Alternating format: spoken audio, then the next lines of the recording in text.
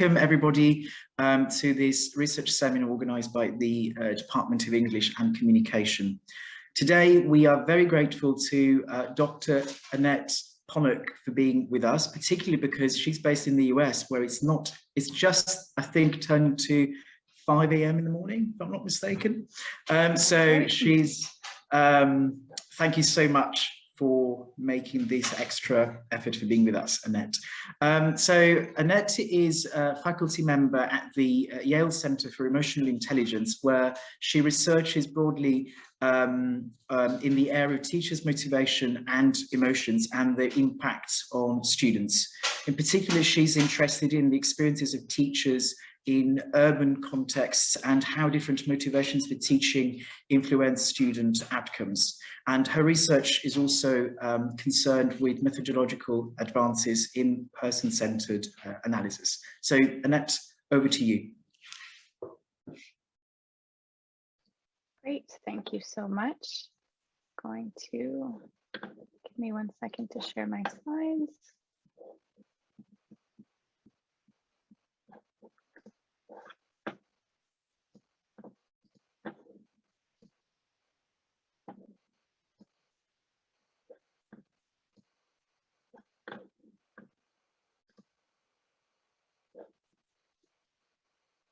Everyone can see that? Yes? Great. All right. Oops, skipping ahead a little.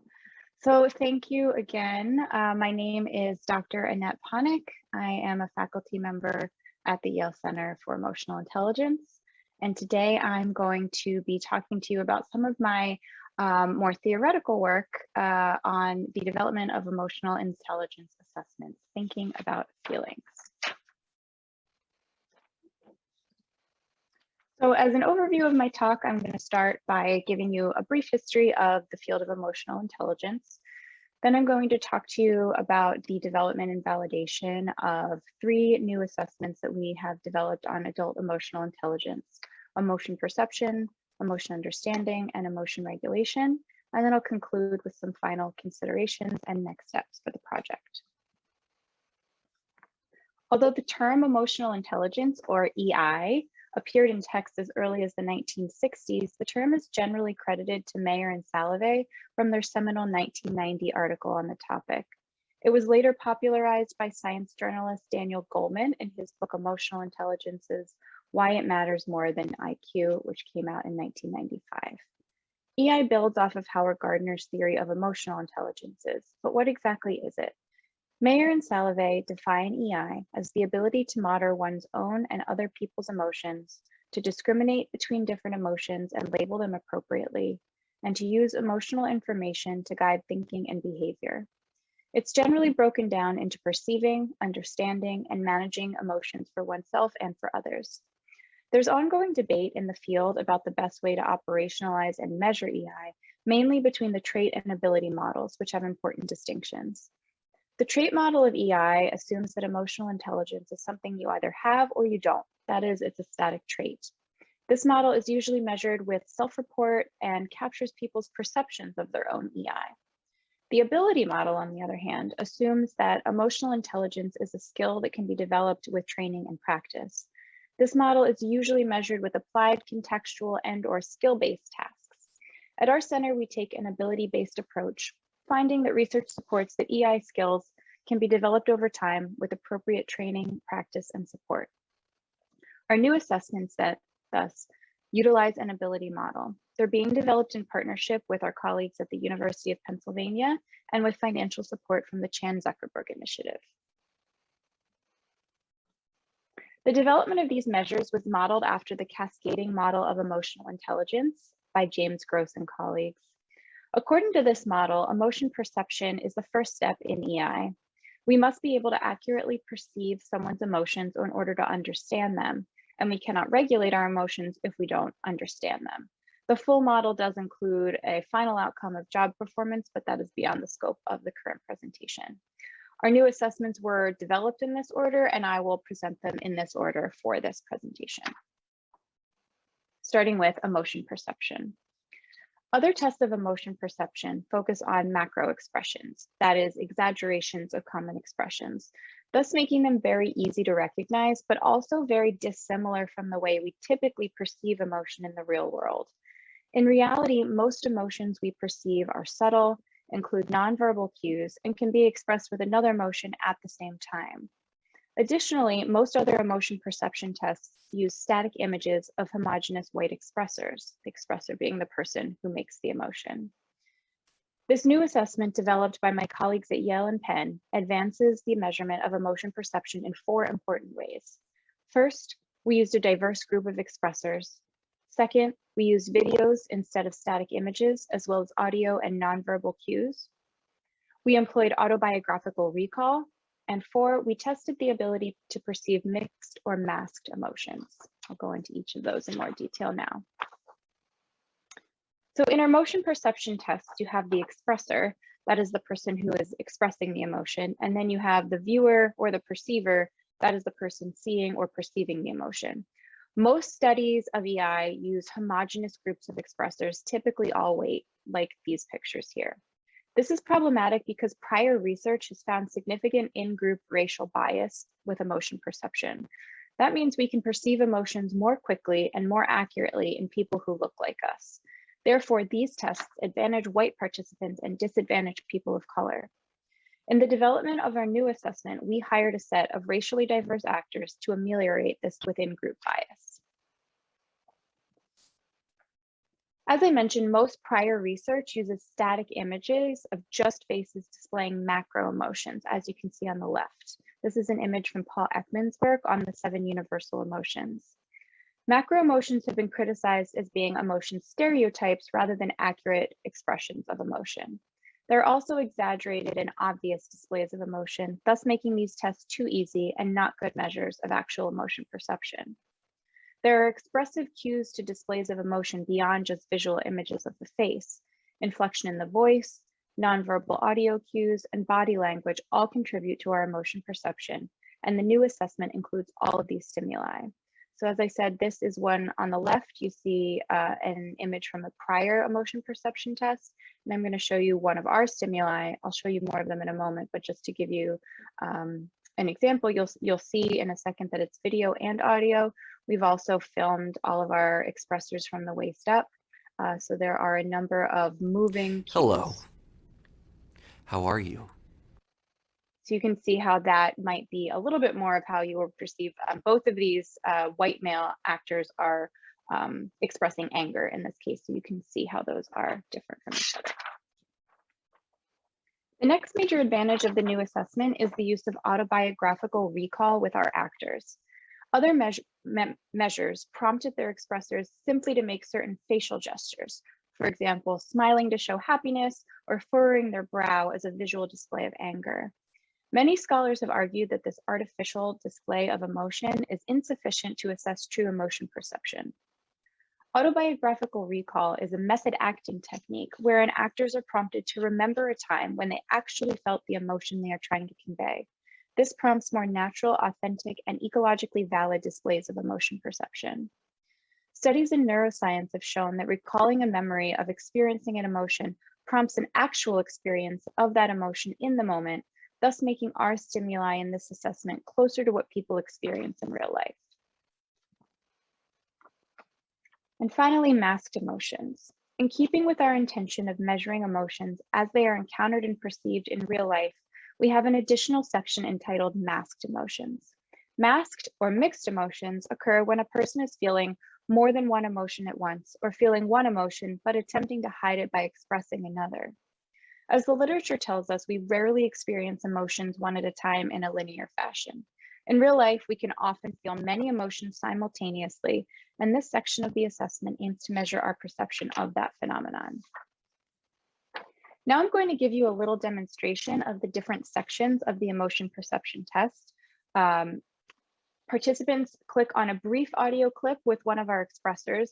The screen then automatically advances to the answer choices, so they're not permitted to hear the clip more than once. Let's give it a try.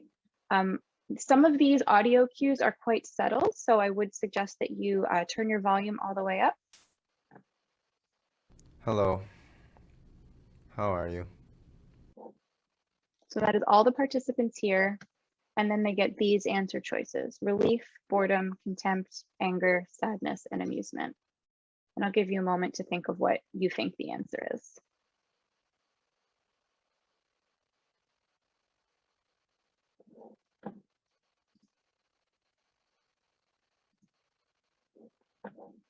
So I'll let you listen to it one more time, even though participants don't. Hello. How are you? So the correct answer for this one was boredom. As you'll hear from the previous clip I showed you, as well as this one, we had our actors state very neutral expressions such as hello, how are you? So that is most of what it is. We held that constant across all of the responses, all of the stimuli. Here's another example from the audio section. Hello, how are you? Hello, how are you? And then the answer choices would show up: sympathy, pride, disgust, sadness, anger, and relief. I'll give you a few seconds to think about what you think the answer is.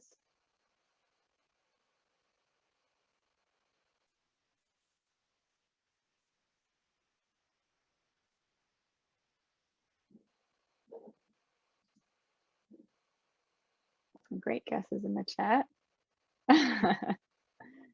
Some of these are very, very difficult.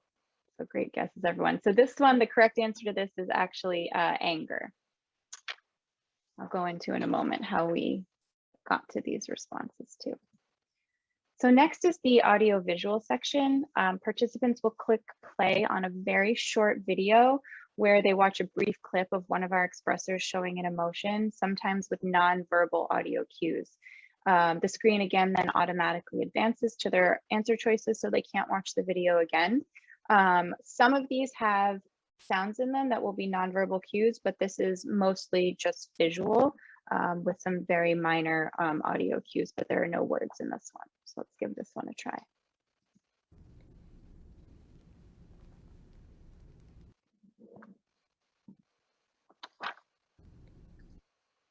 And the answer choices are joy, contempt, pride, surprise, and amusement. I'll give you a few seconds to think about what you think it is.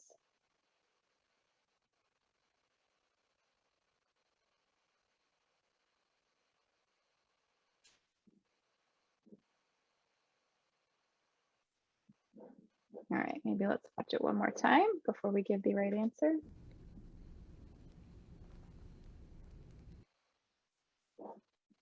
Let's see. Contempt, joy, contempt, surprise. All very good guesses. The correct answer for this one is amusement. And let's see another one from the audio video section.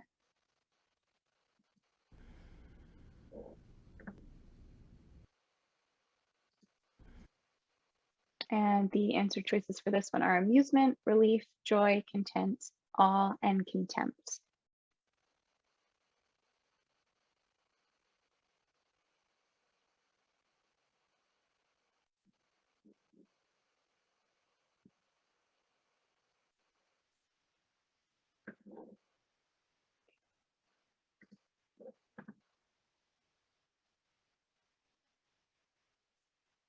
Poker face. Content, relief, joy. Okay, you can go back and watch that one more time. So the correct answer for this one is content.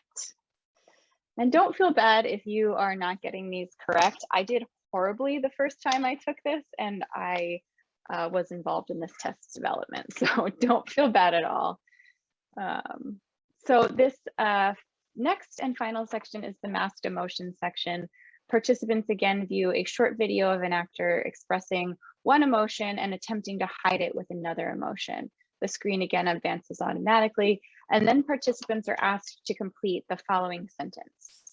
I think the person tried to hide blank by expressing blank. So you'll see in a minute, they'll be given two sets of answer choices. And so I will play this one for you.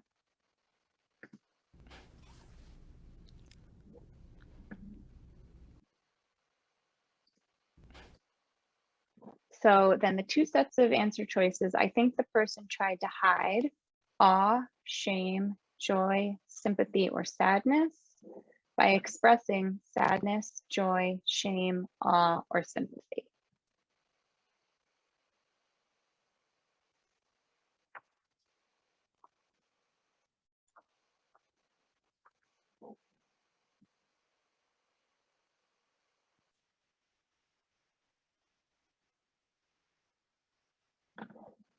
What kind of guesses we've got? Shame and sadness, joy and sadness. Great guesses, everyone. I think this section is actually the hardest of all. Let's watch the video clip one more time.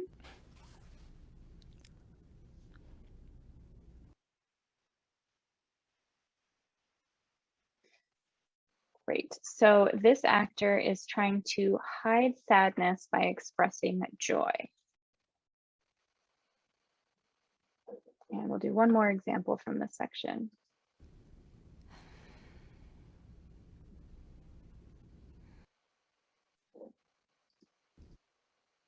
So I think the person tried to hide anger, awe, content, sympathy, or relief by expressing sympathy, anger, awe, content, or relief.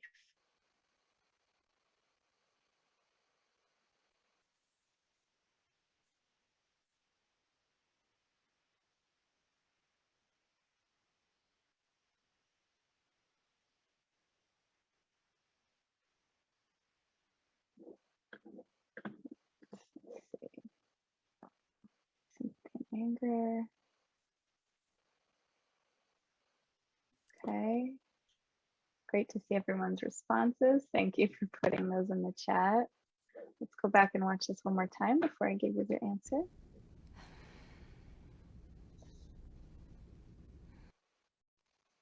Okay. So this person was trying to hide content by expressing anger.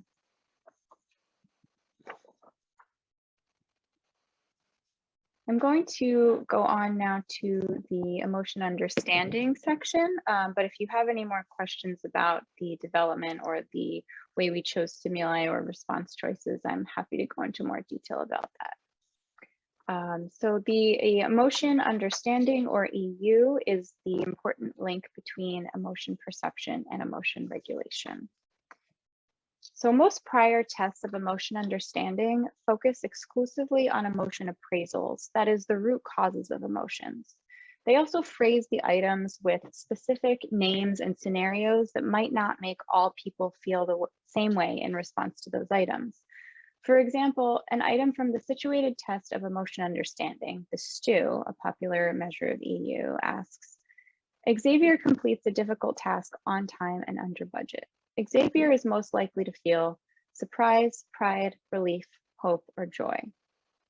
An item from the emotional understanding section of the Mayer-Salovey-Caruso emotional intelligence test, or the Mesquite, states, Marjorie felt more and more ashamed and began to feel worthless.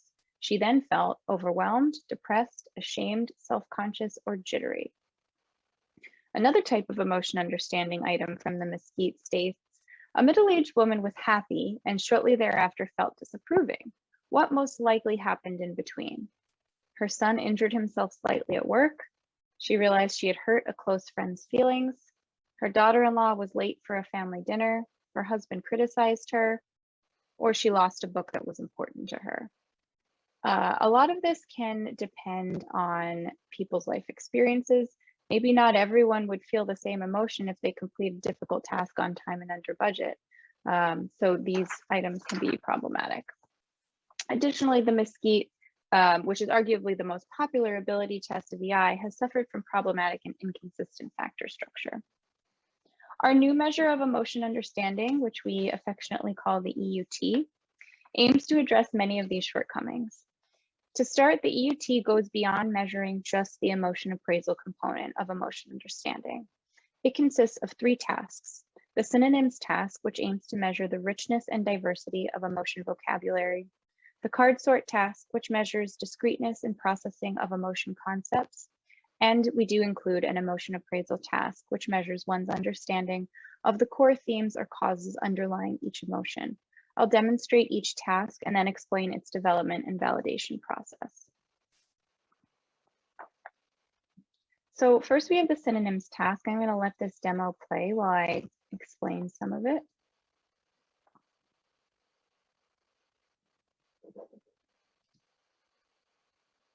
This is what the interface looks like. So in the synonyms task, participants are given 10 emotion words one at a time, like you can see on this screen, and asked to list as many synonyms as they can for the target word. And they can spend as long as they like on each word. In the development of the synonyms task, we started with the 25 emotions commonly agreed upon in the literature as the core emotions. We asked 1,200 college students to generate a list of as many synonyms as they could for each of the 25 emotion words. They were allowed to take as much time as they wanted. We then developed inclusion and exclusion criteria for their answers, and then consensus coded thousands of emotion words as either an acceptable synonym for the target word or an unacceptable synonym for the target word. We then reduced the list of target emotions from 25 to 10. We then took the reduced set of target emotions and tested them in a sample of working US adults. We used the results of this round of data collection to train and test a machine learning algorithm that automatically scores participants' responses based on novelty, how common of a synonym is it, with more points being awarded for less common synonyms, as well as precision, how many unique and correct synonyms can they name. You'll see in this demo that I'm showing right here, I intentionally included some misspellings and some words that are very clearly not synonyms for the target emotion, such as pizza, so that you can see how this algorithm works with scoring. I'll just back it up a second. So you can see at the top here, it gives you a raw count for how many words I put into each box. These are all of the different scores that our machine learning algorithm can generate for us. They have different purposes and different predictive validity, which I can go into in more detail if you're interested. But we mostly use the precision scores and the novelty scores. You can also see down here, for example, under angry, I intentionally spelled infuriated wrong, but it still counts it as 3 words. So the algorithm is robust against common scoring mistakes. Additionally, I also put pizza in as a synonym for interested, which was a clear and obvious intentional mistake. It counts that I put 3 words in, but in terms of the matches, it recognizes that pizza is not a legitimate synonym for interested, and thus only gives me credit for 2 of the words that I put in. Next, we have the card sort task, which, as a reminder, is intended to tap the discreteness of the processing of emotion concepts. In the card sort task, participants are given digital cards on the screen, each with 1 emotion word on it. This is what the interface looks like. I will let this demo play so you can see how this works. Participants are asked to group the cards according to similar word leadings. They can create as many groups as they want, and they can put as many cards as they want into each group. So as you can see, they click the little plus sign down there to create a new group, and then they click and drag each of the emotion words into the group they want. They can add words to existing groups. If they want to collapse groups, they move the words into other groups and can remove the groups with clicking the little X at the top of the box. And they will keep going until they're satisfied with the way their cards are sorted before they hit next. There are no time constraints on this task. To develop this task, we started by obtaining a diverse list of emotion words that represented the lexical core of each emotion, resulting in 100 words. We tested this set of words in a sample balanced by age, race, gender, and education level in order to ensure that the words were all commonly known and also understood to connote emotion.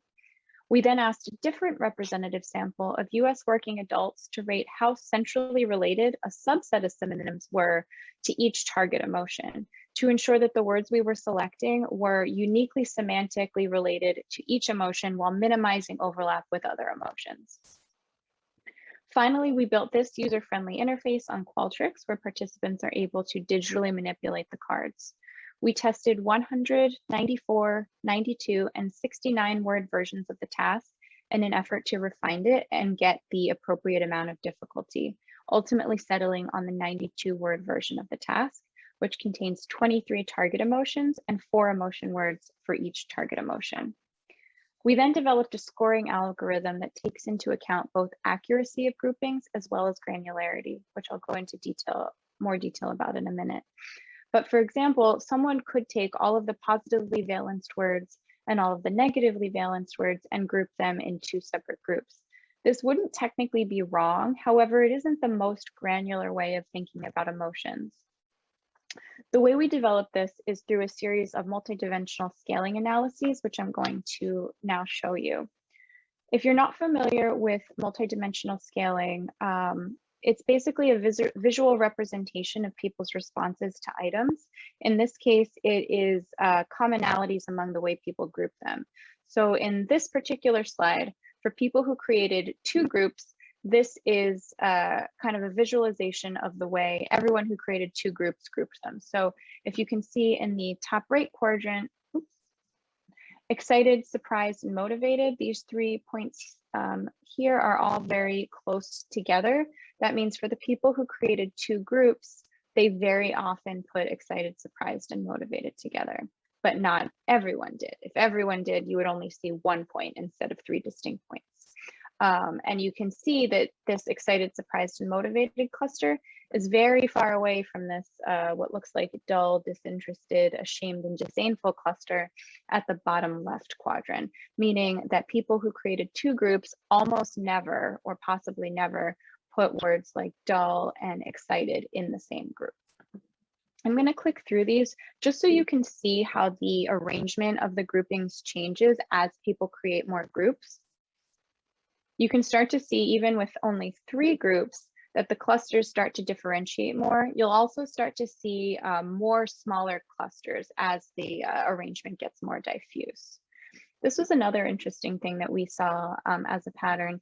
On the right side of the plane, you can see that the positively valenced emotion words all clustered together very tightly, whereas on the left side, the negative emotion words are a bit more spread out. What this indicates is that people are much more granular with their negative emotions, creating more groups with the negative emotion words than they tend to with the positive emotion words. You can see how the groups are starting to spread out more once we get to people who create 9 groups. There's obviously more variability also in the what each group contains. As more groups get created, there are more possible combinations. Around here is where you can really see it starting to spread out. You also see this clustering again, where the positive words are clustered together a bit more tightly, whereas the negative words tend to be a little more diffuse and spread out.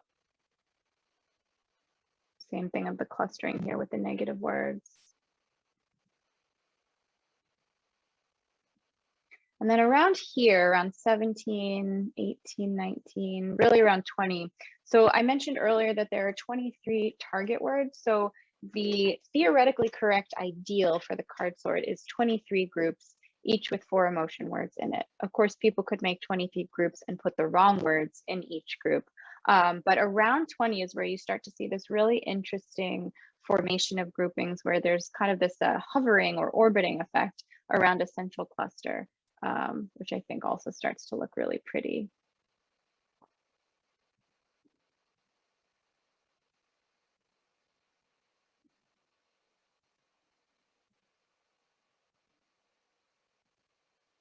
So what's happening here is that these words like funny and laughing are getting grouped on their own very frequently.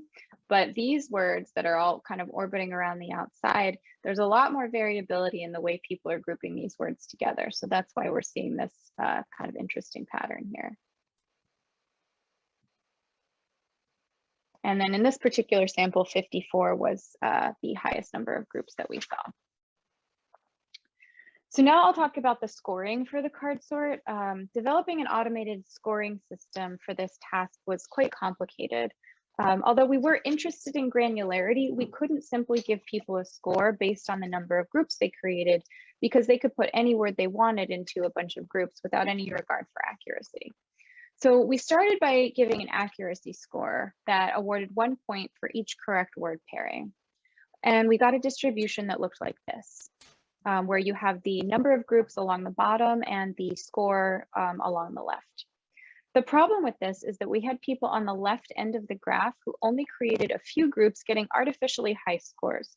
So you have people, for example, who only created 5 groups getting scores of about 110, which is the same as people who created about 23 groups, which, like I said, is the theoretically correct ideal.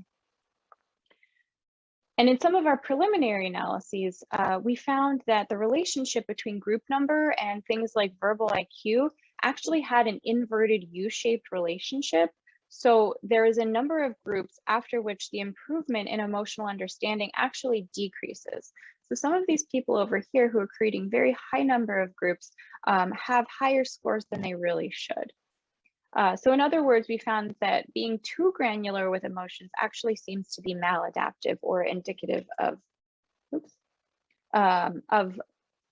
of less granular emotion understanding. Therefore, we needed a way to capture this to account for both accuracy and number of groups. So to adjust for these findings, we calculated both an accuracy score, giving 1 point for each correct word pairing, and a raw score. The raw score is the number of groups a participant created up to 23 groups, which is the theoretical ideal. After 23 groups, participants lose 1 point off of their raw score for each additional group that they create. We then multiply the raw score by the accuracy score in order to get the final score. And in using this new formula, the distribution ends up looking more like this, which is more of what we wanted to see. You can see that there's still variation in scores within a certain number of groups, but that is a good thing. That's what we want to see, because that means there are varying levels of accuracy within the same number of groups that were created. So if you can estimate around between 20 and 25, where you'd have 23, the highest score is about here, where these people created about 23 groups and they had them almost exactly like our theoretical ideal. Next, I will talk about the appraisal task of the emotion understanding test. To develop the appraisal task, we started with an extensive review of the literature in order to compile key core appraisals for 25 commonly known emotions. We then created simple sentence representations for the appraisals for each emotion. We tested a set of 92 items in a representative sample of US working adults and used this data to confirm the factor structure, which was unidimensional, and created a confusion matrix to inform item reduction and to identify appropriate choices and distractors. We then ran a 38 item version in another representative sample of US working adults in order to develop our scoring system and run convergent and divergent validity. This is a portion of the confusion matrix that we calculated in order to give you a sense of how we selected the final items and the response options. For anyone who's not familiar with a confusion matrix, you use these calculations to choose response options in order to balance difficulty and ease. The numbers here represent the proportion of people who gave a certain answer for each of the items. So for example, as you can see, in amused item 1, amused was the most frequent response with the highest score here in the confusion matrix. However, joyful was the second most frequent response. So depending on the parameters of your measure development, this could either be a tempting distractor, or it could be a feasible partial credit response. Conversely, very few people answered awe for this item. So including awe might make the item too easy because it would be a very obvious wrong choice. So now to show you some examples. In the appraisal task, participants receive a full point or a half point depending on their answer. For example, in question 1 here, people often feel blank when they are in the presence of something much greater than themselves. I'll give you a second to think about what you think the answer is.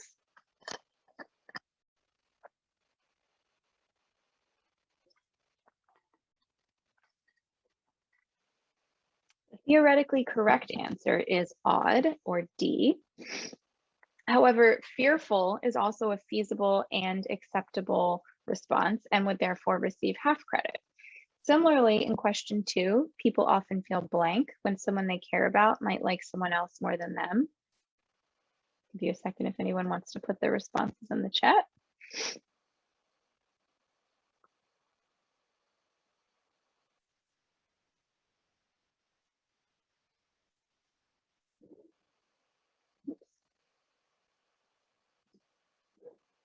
Envious, jealous, jealous. Okay. So the theoretically correct answer for 2 is jealous, A. However, jealous and envious are often used interchangeably in colloquial English, even though their true definitions and meanings are different. So envious in this example would receive half a point. Angry is also a very feasible answer that we found based on our confusion matrix. So angry in this case would also receive half a point credit. All right, that completes our section on the emotion understanding test. Lastly, I'll talk about the emotion regulation test. This test is currently still in development.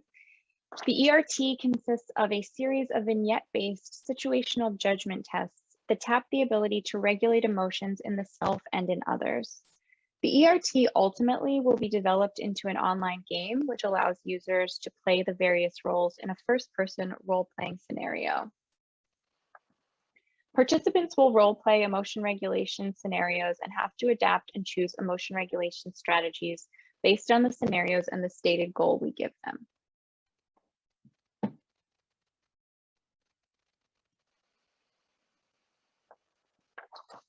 I'm going to walk you through one of the vignettes, starting with the instructions.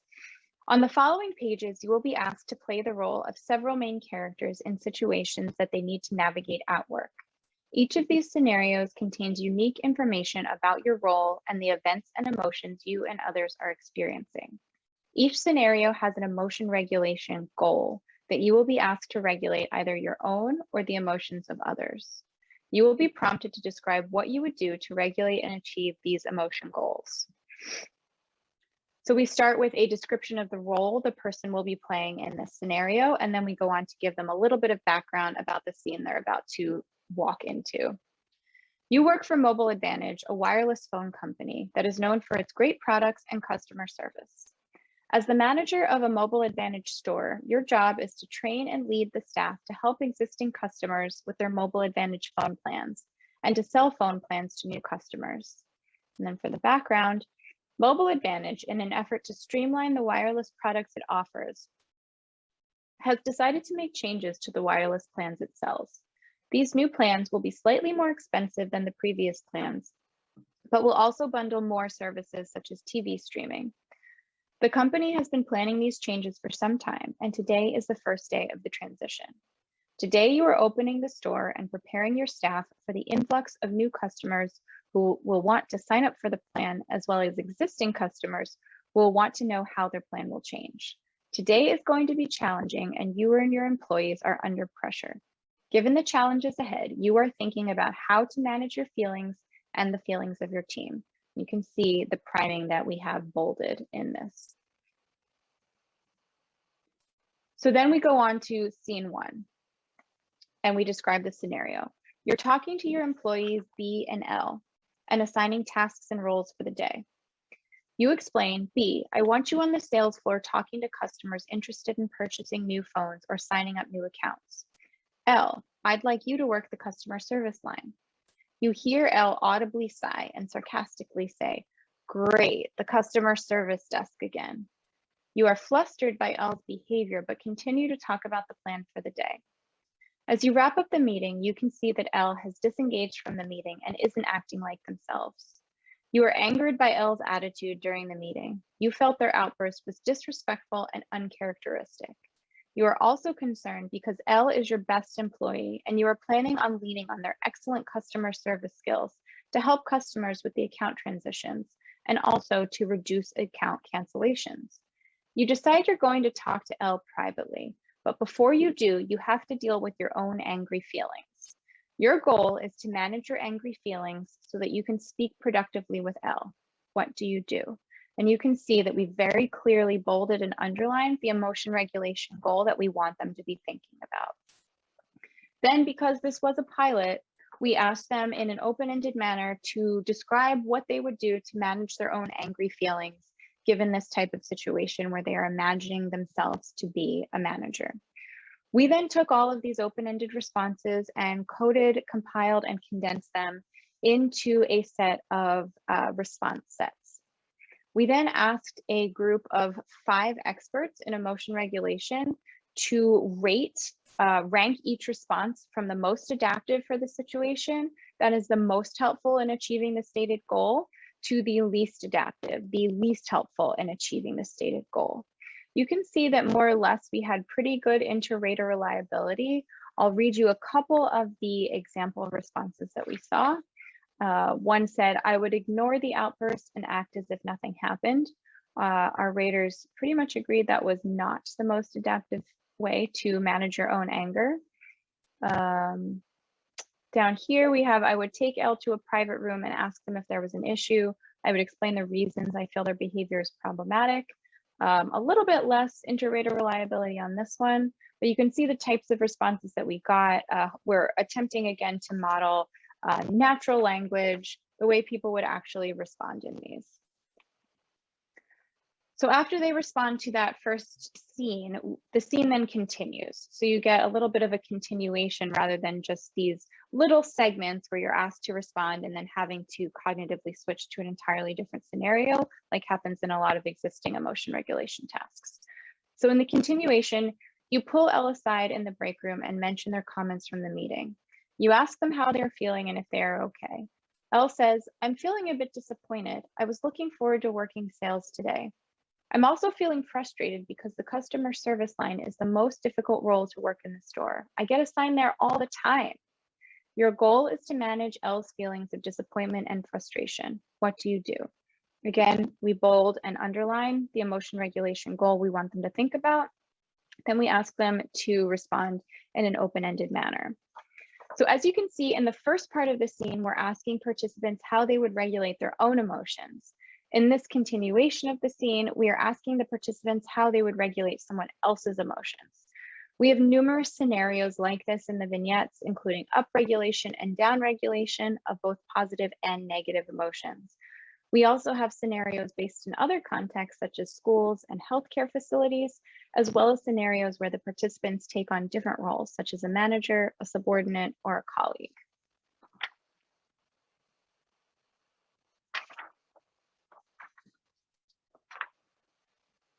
Oops, sorry. A couple things to address with the validity of all of these measures. We, as you can see, a lot of these measures are all very language-based. So in order to make sure we weren't actually just measuring verbal IQ, we tested that in all of our validation tests. We used that as a control in our predictive validity, and we found that these tests do predict our outcomes above and beyond measures of verbal IQ. As I mentioned earlier, personality is often a lot of the critiques of existing measures of EI are that they're actually just measures of personality. So we used personality as a measure of divergent validity and found very low levels of correlation with personality. We found moderate to high levels of correlation with existing measures of EI, such as the Mesquite. And in terms of criterion or predictive validity, we found that the EUT and the emotion perception test and the emotion understanding test positively predicted social well-being, empathy, social connectedness, and were negatively associated with stress, depression, and anxiety. We have not yet tested the predictive or criterion validity for the emotion regulation test because it's still in validation. In terms of our next steps, the emotion perception test is currently under review. The emotion understanding test will be submitted for publication later this year. And as I mentioned, the emotion regulation test is still in development, and we are still continuing with our pilot testing for the different vignettes. A couple notes on the applicability of these tests. One of our primary considerations when we were developing these was that they be freely available. One of the biggest obstacles to measuring ability-based EI is that many of the assessments are behind a paywall and therefore not easily accessible to many researchers. Free and easy access was one of the major goals of this project. Second, these assessments are intended for research purposes only. EI assessments have often been used for hiring and screening purposes in various companies and organizations, and we want to discourage this practice. Not only are the current EI assessments on the market biased and therefore unfairly disadvantaging people of color, under the ability model of EI, emotional intelligence can be fostered and improved given proper support and training. Third, I'd like to discuss the concept of an overall EI score, which a lot of existing measures give. Based on our research and the development of these tests, we do not recommend an overall score for emotional intelligence. We do not believe that people have a certain level of emotional intelligence as a global construct. We have found that each skill involved in EI is separate, and it's much more helpful and informative for people to give people scores on each aspect of their EI, that is their emotion perception, understanding, or regulation, or perhaps even on each aspect of it. So perhaps you're very, very good at perceiving the visual cues, but not very good at the master audio cues and emotion perception. Similarly with the EUT, perhaps your discreteness of emotions is very good, causing you to score very high on the card sort task, but your understanding of the core themes underlying emotions would be very poor, indicating that your score on the appraisal task would be pretty low. Lastly, the current assessments were developed for use in a US English speaking context. Emotions are highly culturally and language dependent. Therefore, we look forward to engaging in thorough cross-cultural validation with international partners in the future. I'd like to conclude by thanking my principal investigators on this project, Dr. Mark Brackett, Dr. Sigal Barsaid, and Dr. Chris Cipriano, as well as my collaborators, Dr. James Foman and Dr. Matthew Lapalm, and my research assistant, Hannah Asis. I'd also like to thank our funder, the Chan Zuckerberg Initiative, and the Department of English and Communication at the Hong Kong Polytechnic University for inviting me to speak with you all today. I can be reached at this email address, or you are welcome to scan this QR code for all of the ways you can contact me if you'd like to stay in touch or hear more about my work. Thank you very much.